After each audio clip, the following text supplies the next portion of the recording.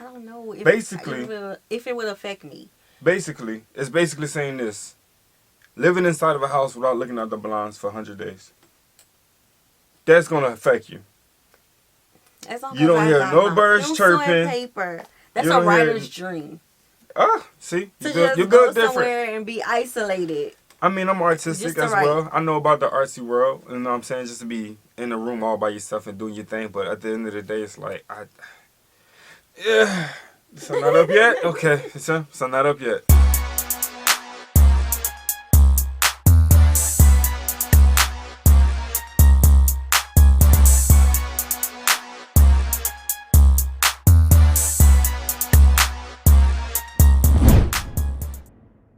What's good, y'all? It's the Demouchet REACT, and we're back with another video. Who we got today, C? Today we're back with another American reaction. Yes. Super excited about this video. If you're new to us and we're new to you, make sure you scroll down, hit that subscribe button, and turn on the post notification bell because we're on the road to 200K. And we cannot get there without you guys, alright? Join the family. Without further ado, let's get into the video. Let's get it. Hey everyone, so I'm excited for this one. We recently did a geography in Oslo, Norway, and I had the honor to meet many of you guys, the Norwegian geographies, in your own country. It was amazing. Norway is a country everyone has kind of heard about, something about snow, ice, Vikings, skiing, I think trolls, but Norway is also a land of highly compounded history, tradition, postmodernism, and above all, landscape and people. And black metal! Yes, Keith is really excited for this episode. It's time to learn geography now! Hey everyone, I'm your host Barbs. We've done Denmark, Finland, Iceland, and now the fourth Nordic sister, Norway. Now in the Nordic countries, Norway would kind of be like the one that everyone either tries to call their best friend or date. She smiles at the ground, pulls her hair behind her ear, and looks up with those sky blue doe eyes that sparkle and says, "Welcome to Norway!" Norway plays a huge role in what it means to be Northern European, and when you look at it on the map, you'll see that it's fascinating how well they've developed the civil infrastructure from a rugged half-frozen peninsula. Oh, and there's a town called Hell. First of all, the country, which kind of looks like the shape of a spoon, is located in Northern Europe in the region known as Scandinavia, just above the North Sea, bordering mostly Sweden to the east, Finland in the far north, and even a small sliver of Russia at the very end. This effectively means that Norway goes even further east than Finland and gets the entire Arctic coast from their neighbors, sharing the Barents Sea with Russia. Apart from that, Norway has some overseas territories as well, two of which are in the Arctic Circle, the Svalbard archipelago with only about 3,000 people, mostly in the largest town Longyearbyen, and the uninhabited Jan Mayen Island, which was actually kind of traded with the UK for these islands and Canada in like 1930 when Canada was still British. Weird trade-off, but okay. After that, they have two dependent territories, the Antarctic areas of Peter I Island and Bouvet Island, way down south, neither of which are permanently inhabited, and they also claim a portion of Antarctica known as Queen Maud Land. Going back to the mainland though, the country is currently, as of 2019, divided into 17 counties, or fylker, plus the unincorporated area of Svalbard, which, by the way, holds the northernmost permanently inhabited settlement in the world, with a population around 40 in the winter and 120 in the summer. The thing is, in 2020, the country will merge some of these counties into 11 regions. Already, North and South Trondelag have merged, and the final result in 2020 will look like this. The country's largest city and capital is Oslo, located in the southeast, which also holds the largest airport, Oslo Lufthavn International, as well as Oslo shipping port, the busiest shipping port in the country. A skip to the west, you find the second largest city, Bergen, with country's largest city and capital is Oslo, located in the southeast, which also holds the largest airport, Oslo Lufthavn International, as well as Oslo shipping port, the busiest. If this is the busiest, I mean, you got to look at this location. You see the water, like how they got to go through all that to get what they got to get. The Barents Sea is connected to the body of water, like, and you would think that all these shipments coming from there, but in reality, it's coming from right there in the middle, just about of the port of Oslo. That's how you call it, Oslo. But you gotta think about it, what the location is and where everyone else is on the map. So I understand why they would have it way at the bottom. Yeah, connected to all the other countries. Basically, yeah. Shipping port in the country. A skip to the west, you find the second largest city, Bergen, with of course the second largest airport, Bergen International. It is said that almost around 80% of the country lives within 10 kilometers of the ocean, and despite the rugged mountainous terrain, the nation has an extensive network of roads, bridges, and trains that cross virtually every region of the nation, including the Lærdal Tunnel, the world's longest road tunnel that stretches 24 kilometers long, cutting through a mountain, and also the famous Atlantic Road that hops from island to island in the Møre-og-Romsdal county. Wow. Now, what's really fascinating is that Norway kind of went from this to this. And for a nation that has never surpassed 5.5 million in population, it's pretty impressive. How did this happen, though? Well, as the legend goes, in the 60s, Denmark was like, "Hey, Norway, you are just the best. I love you, man, and you know, just to prove it, I'm gonna give you all this ocean water stuff." Wow, really? Yeah. Just take it. Thanks. Whoa, there's like a ton of oil here. Thanks, Denmark. Actually, it was the Geneva Convention like 10 years prior to that, but that story's kind of boring. Now, as you can clearly tell, Norway has lots of access to the ocean. Due to all the serrated inlets and fjords, plus islands, they have the 7th largest coastline in the world. This also means that roads and bridges can only take you so far, and in order to get around the Norway's west coast, you'll see a lot, and I mean a lot, of ferries and ships. And what's cool is that, like some of their neighbors, Norway has a free roaming law, in which you can pretty much camp out anywhere in nature as long as it is not on private property. We all know some towns in Norway are situated in the most picturesque locations. Some, like this town, have no direct sunlight for 6 months because of the mountains, so they built giant mirrors to illuminate them. Fun fact, Longyearbyen is known for being both the brightest and darkest place on Earth. Because of its location on the Arctic Circle, it gets 110 continuous days of no sunshine and 95 days of no night. Also, they have an emergency seed bank with over 1 million specimens built into the side of a mountain in case of the apocalypse and all plant life dies out on Earth. Also, Yeah, you see, they gotta do all that precaution stuff because of the situation. I just can't see myself dealing with darkness for 110 days. Like, I don't know. I don't know if if it would affect me. Basically, it's basically saying this: living inside of a house without looking out the blinds for 100 days. That's gonna affect you. As long You as don't I hear got no my birds pencil and chirping. paper. That's You a don't hear- writer's dream. Ah, see, To you're just built go different. somewhere and be isolated. I mean, I'm artistic Just to as write. well. I know about the artsy world. You know what I'm saying? Just to be in a room all by yourself and doing your thing. But at the end of the day, it's like, yeah, so not up yet? Okay, so not up yet. So it's just different.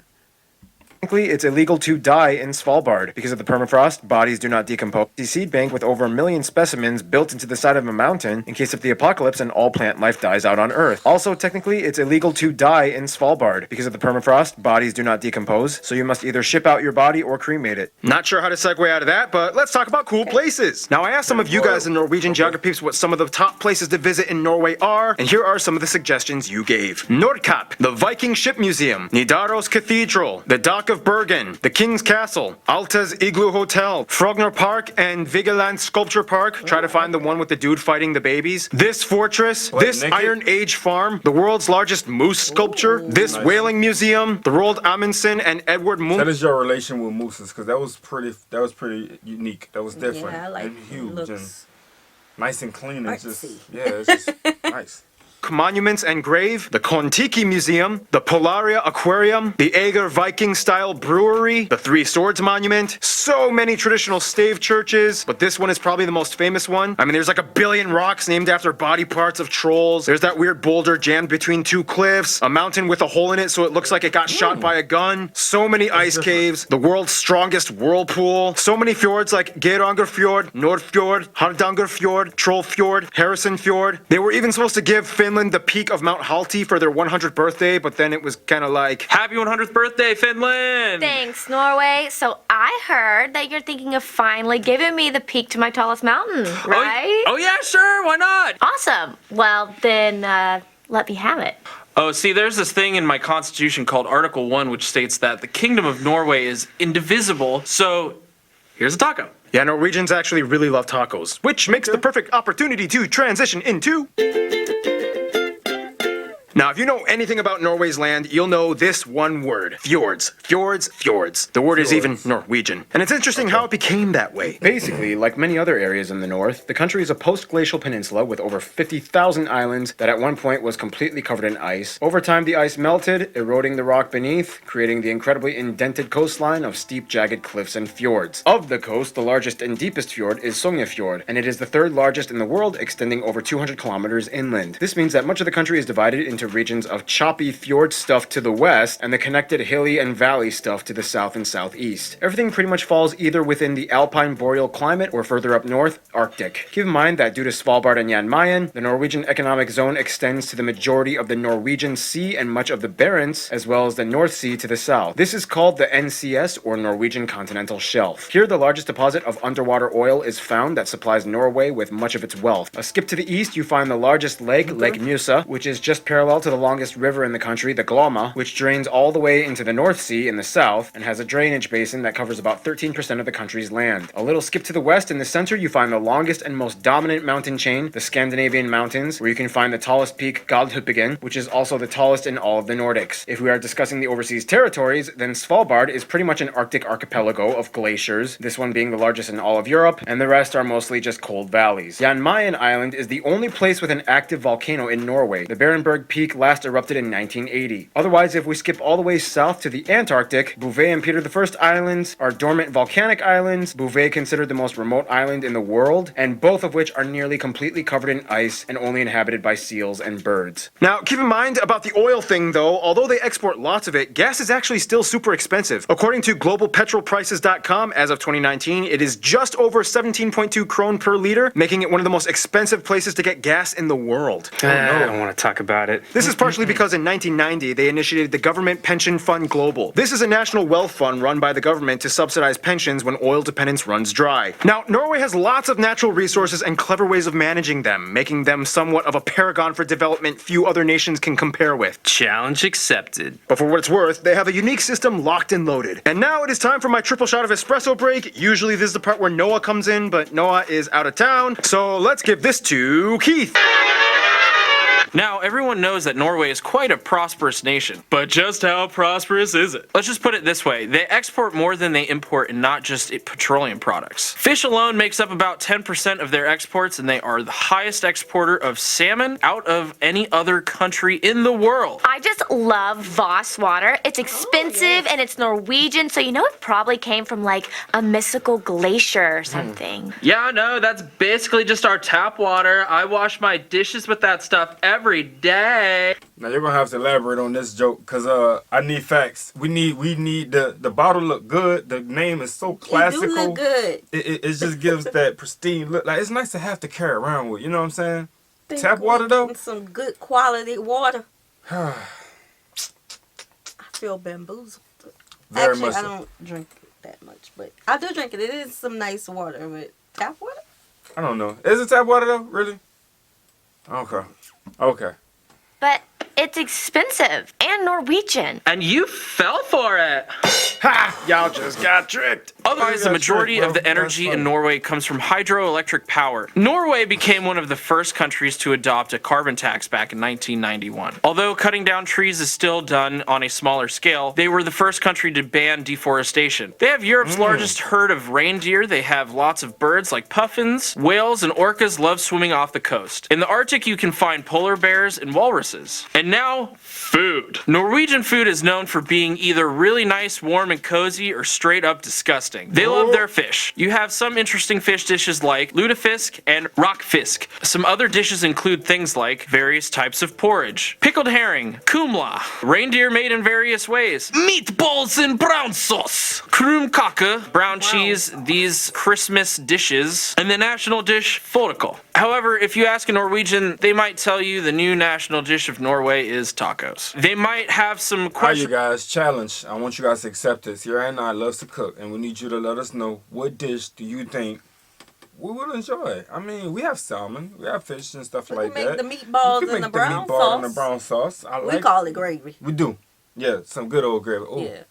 So let us know in the comment section. We're looking. We're looking. But tacos? Ingredients on the table for you to add, like mayonnaise or cucumbers. And I mean, come on, Mexico, even you break your own rules all the time and mix Come on, things man. up in your own country. So let the Norwegians have their fun. And speaking of Norwegians, have fun. Oh, and speaking of Norwegians having fun. Oh, and speaking of Norwegians having fun.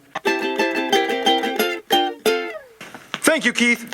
Norwegians have a saying, they are born with skis. The word even comes from the ancient Norse word skith, which means split wood. If there was any kind of apex cold winter type of people on Earth, Norwegians would take the gold. And they literally do take the gold. Like, they have more Winter Olympics gold medals than any other country. First of all, the country has about 5.3 million people, and as of 2018 has the highest human development index out of any country in the world. At about 84%, the country is made up primarily of people that identify as ethnically Norwegian, including about 60,000 indigenous Sami people. About 8.3% of the population is other European descent, mostly Western Europe, and the remaining population is made up of other people groups from outside of Europe, from various regions of Africa, Asia, mostly from countries like Pakistan, Somalia, Morocco, Iraq, and Kurdish people. They use the Norwegian krone as their currency, they use the types C and F plug outlets, and they drive on the right side of the road. Interesting to note that they are not part of the EU, but part of the European Economic Area and Free Trade Association. In fact, Norway is a kingdom, currently under the headship of King Harald V. However, his role is mostly representative and ceremonial, his executive powers are limited, and most government is ruled by the parliament. Essentially though, although some would argue Vikings kind of started in Denmark, it really kicked off in Norway. Norwegian Vikings did kind of all the exploring and colonizing and raiding and killing, you know, Viking stuff. And no, they did not wear helmets with horns. Language-wise, Norway actually has two official languages, Norwegian and Sami, the language of the minority northern indigenous peoples that have lived in the frigid regions for millennia. The Norwegian language, however, is kind of confusing though, because it kind of has two different writing systems that everybody must learn in school, Nynorsk and Bokmål. What exactly are they? Well, it kind of goes like this. Hey, we've been in a union with the Danish for centuries and now they are gone. We can speak our own language freely. Woohoo! But we've been writing our language in the Danish style for so long. I mean, what do we do? Do we change it? Hi, I'm Ivo Olsen, and I say yes. I'm going to listen to all the dialects of Norwegian and come up with a weird fusion thing that can work for everyone. I'll call it Nynorsk. We can teach it in schools and everyone can be free of Danish influence. And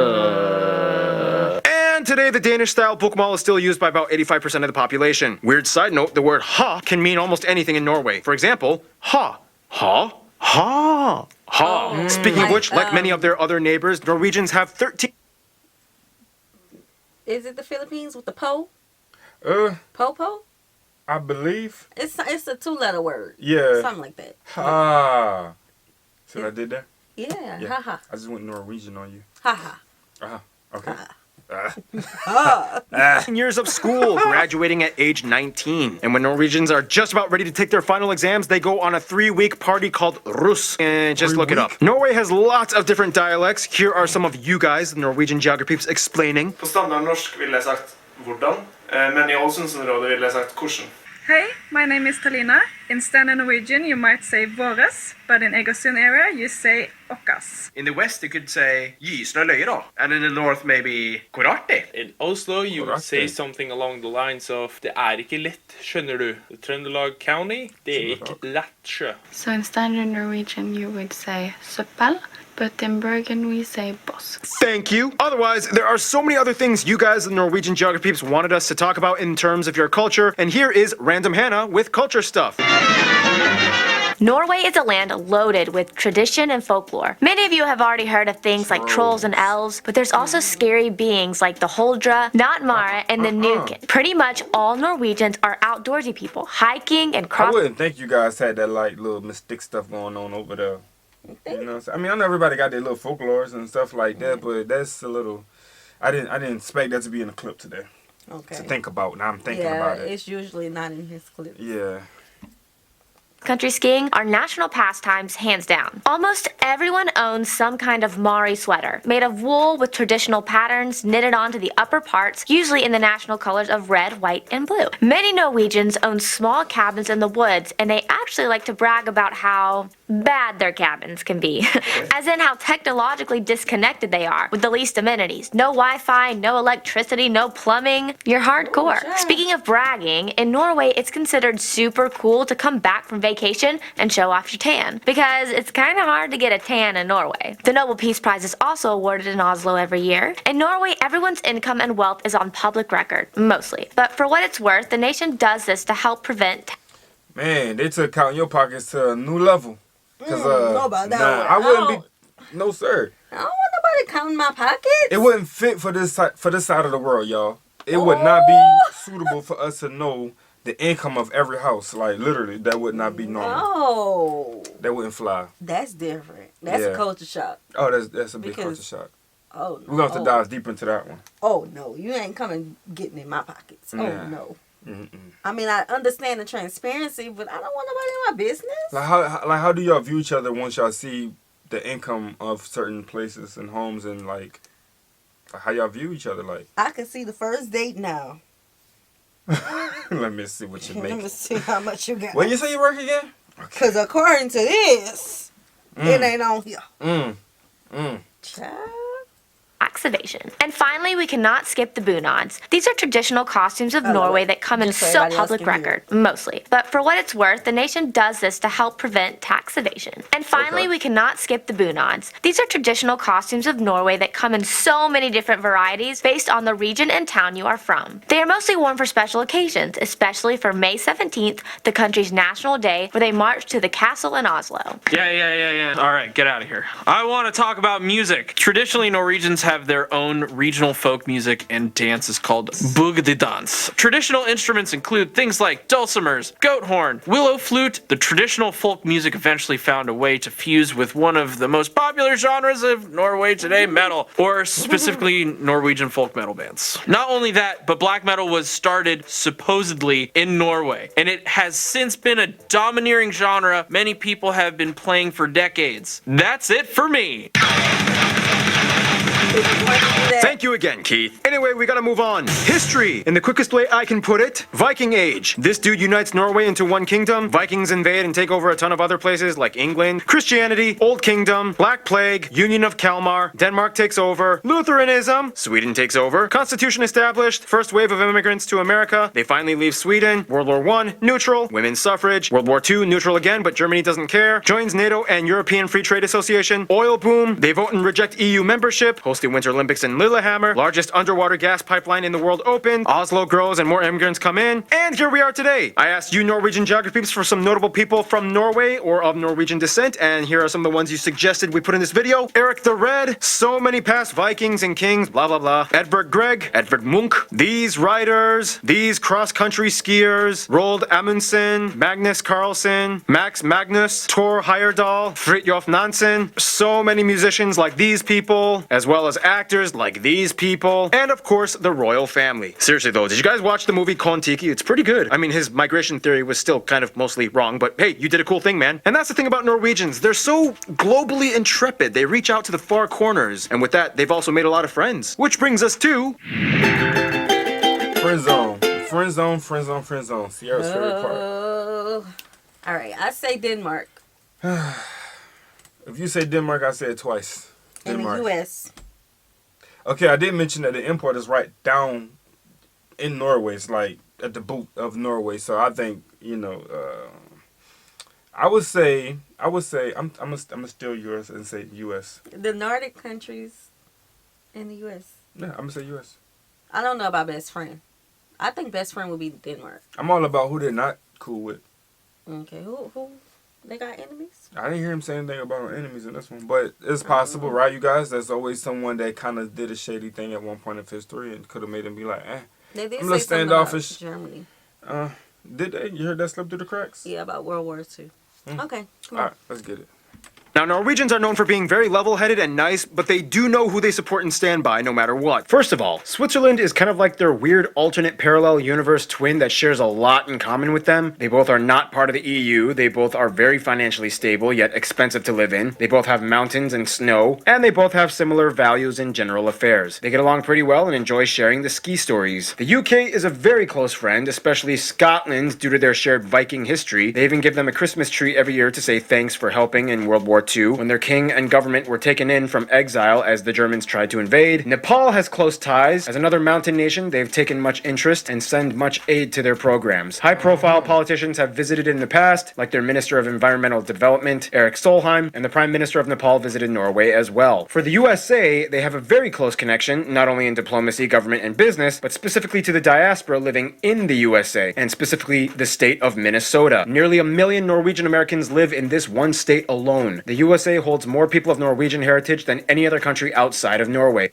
See, now I was just about to ask if the U.S. is like one of y'all stomping grounds y'all love to come to, but he just answered it. So that's interesting that y'all really like the U.S. like this. Okay, I see where we going with this. With almost as many as there are in Norway. They even have a game show called Alt for Norge, in which Norwegian Americans see the homeland of their ancestors. They cry and act way too dramatic, which is entertaining. The winner gets to meet their Norwegian relatives, and the losers get a book telling them information, but they don't get to meet their relatives, which is kind of messed up, but it's a game show. What do you expect? Anyway, when it comes to their best friends, pretty much what I've heard is a mix between all the Nordics, but specifically Iceland, Denmark, and Sweden. Iceland is like their party friend they love to go on adventures with. They're also kind of like the preserved Norse nation that their ancestors colonized, which holds a dear spot in their hearts. Today they have a defense agreement that allows the Norwegian Air Force to survey and patrol the Icelandic airspace as well. Denmark and Norway, however, are always kind of fighting for Norway's affection. Both these nations in the past have fought each other and ruled over Norway under separate kingdoms. All three countries were at one point part of the Kalmar Union. They can relatively understand each other when they talk. Swedish is closer to Norwegian though. They are all part of NATO, the Council of Europe, and many people from each of these nations end up marrying and having families together. In conclusion, Norway's prosperity doesn't stop with their will for gritty cold adventure. They've scaled the South Pole, the icebergs, the glaciers, and the tundras. It's almost as if the ice keeps them warm. Stay tuned, Oman is coming up next. I would really like to see how you guys took the culture from Norway and brought it to the U.S. and how you guys used it that way and thrive. Other than the games that he showed recently, but other than that, I like the food and things of that nature. You guys really take that from Norway and bring it here as well.